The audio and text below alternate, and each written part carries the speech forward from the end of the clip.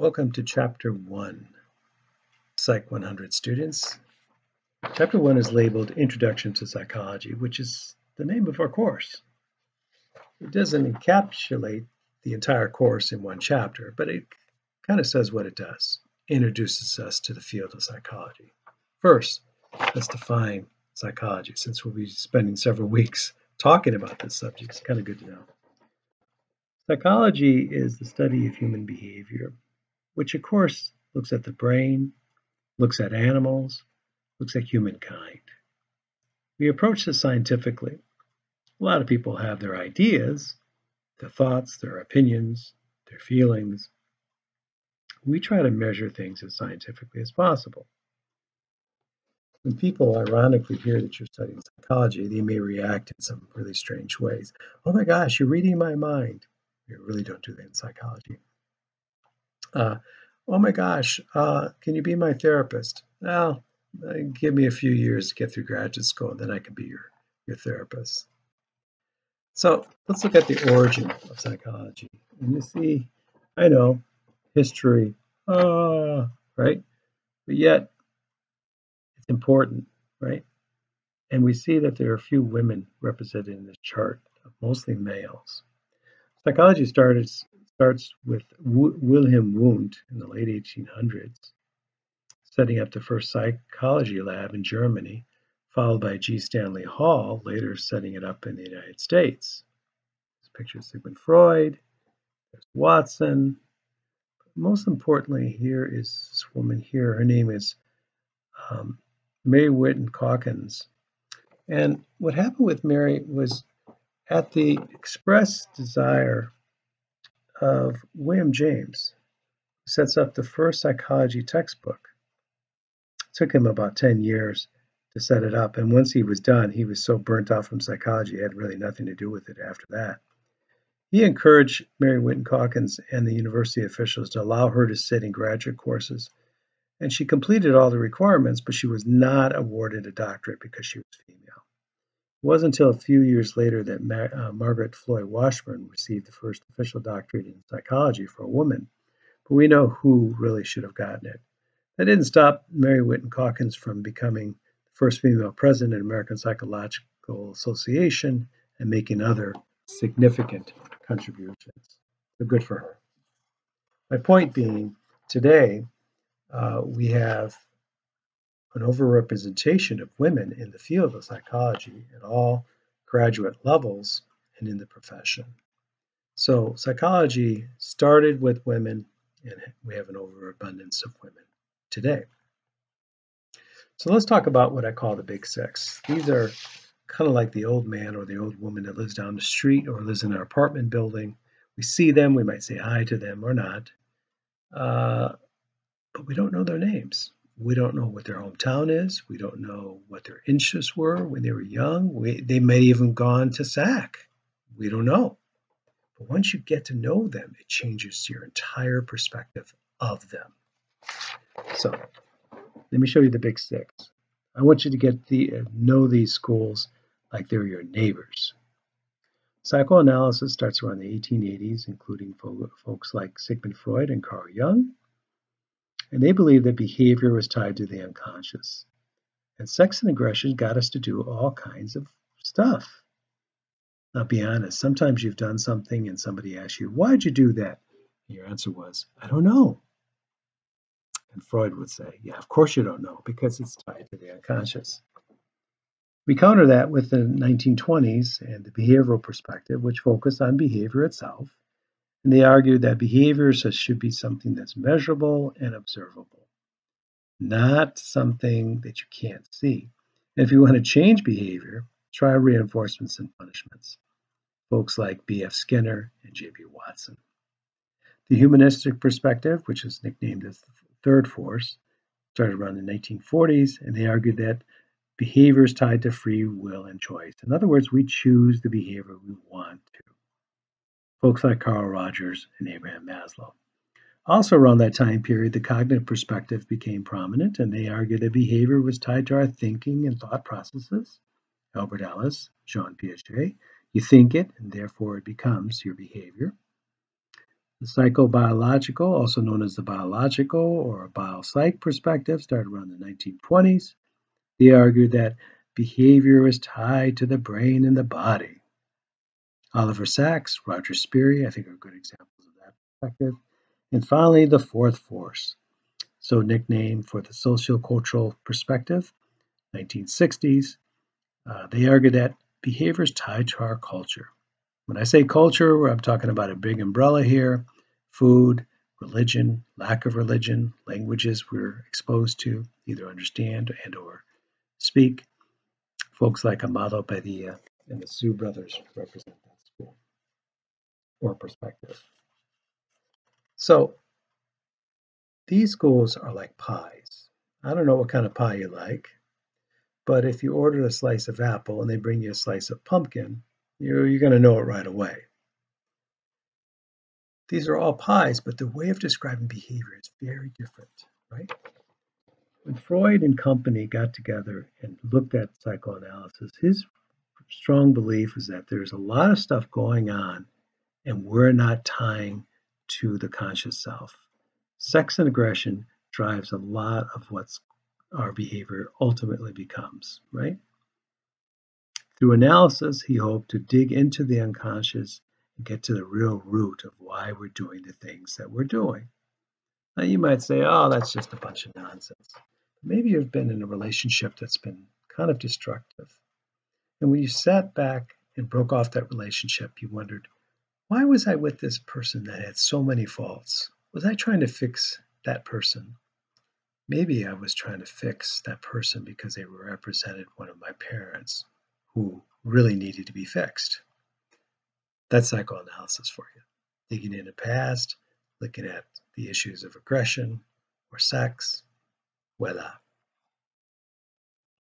Now, why did Freud come up with these ideas? Well, I think it's so important to know a person's past. Here's a picture of young Freud around the age of 8, I believe, and his father, Jacob, who predicted of the future founder of psychoanalysis, quote, "That boy will never amount to anything," end quote.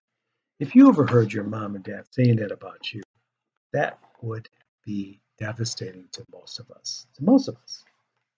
But Freud used it as a call to action, right? He wanted to prove his father so desperately wrong. Here we see Freud at the pinnacle of his success, here with his customary cigar. By the way, he smoked about 20 cigars a day, which ultimately led to his death. Sitting next to the person who invited him to Massachusetts, G. Stanley Hall. And then the other individual I mentioned from psychoanalysis was Carl Jung. Carl Jung at this time with Freud went from a father-son relationship to frenemies. They couldn't stand each other because of a split of opinions. That happens sometimes. When you have two bright people who are both very stubborn in the same room together, ultimately that's what happens. So again, unconscious sex and aggression drives our behavior. Now we counter that with the behavioral perspective. Along comes Watson and Skinner and others, and they argued, look, let's not focus on stuff we can't see, the unconscious. I don't know what color that is, how much is away. No. Let's focus on the behavior itself. If I have a habit of pulling out the hairs from my eyebrow, let's focus on that behavior. Let's not focus on the past, or does that have something to do with an aggressive act? And if you want to change my behavior, set up a reward system, reinforcements, or set up a punishment system.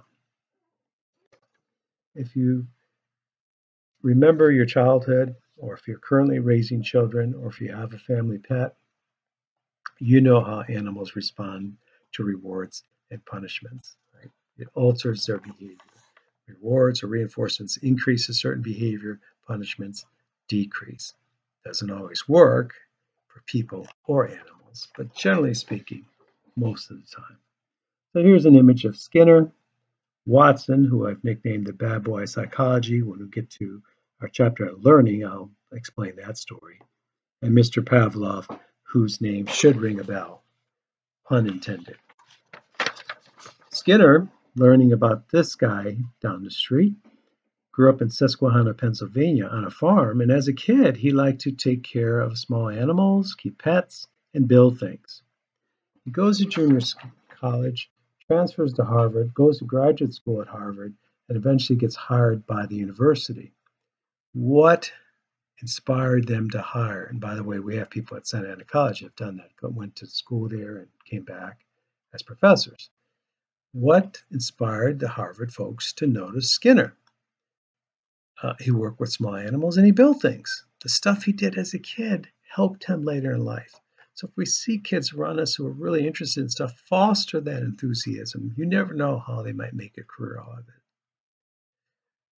Again, emphasizing this notion of whatever is measurable and observable, we can focus on the behavior and change the behavior that we're not happy with, or increase things that we want more of. Enter the humanistic perspective. Humanistic perspective argued, look, it's not about this unconscious where we're not knowing what's going on. It's not about this notion of rewards and punishments that we're molded and shaped by our environment, our teachers, our parents, our siblings, and so forth. It's about choosing. It's about free will. This notion that Rogers and Maslow came up with, that we get to choose what we want to do. If you choose to be a brain surgeon, do it. If you want to have thug life tattooed on your body, do it. If you want to be a brain surgeon with thug life tattooed on your body, do it. So it's called the third force because people were excited. It felt like the first couple of schools, we had no choice. Unconscious, I don't know what I'm doing. Behavioral, I'm a robot. Things that people are molding and shaping me. Versus, I choose. I choose to watch this video. I choose not to watch the video. I choose to turn in the notes. I choose not to. Here's an image of Carl Rogers and Abraham Maslow. Interesting, the backgrounds of these gentlemen. Carl Rogers really was interested in the ministry until he went to a conference in China and heard a workshop on psychology, and that changed his mind. Abraham Maslow grew up in Brooklyn, and he was small in stature, so he got bullied all the time. And I think that ultimately led to his thinking that if we make the right choices, we can be better people. And here's Maslow's hierarchy of needs. You might have seen this in another class. Don't feel like you have to get this down because we'll revisit. But the idea behind Maslow's thinking is you build a foundation and you work your way up. But the stuff can keep you from reaching the top, which he calls self-actualization. So we've gone over 3 schools already: psychoanalysis, behaviorism, and humanistic. And now comes the 4th school, and that's the cognitive perspective. The cognitive people, folks like Albert Ellis and Jean Piaget, argued that it's all about our thinking and thought processes. That's what determines our behavior. If you want to change your behavior, then you need to change your thinking. And think about it.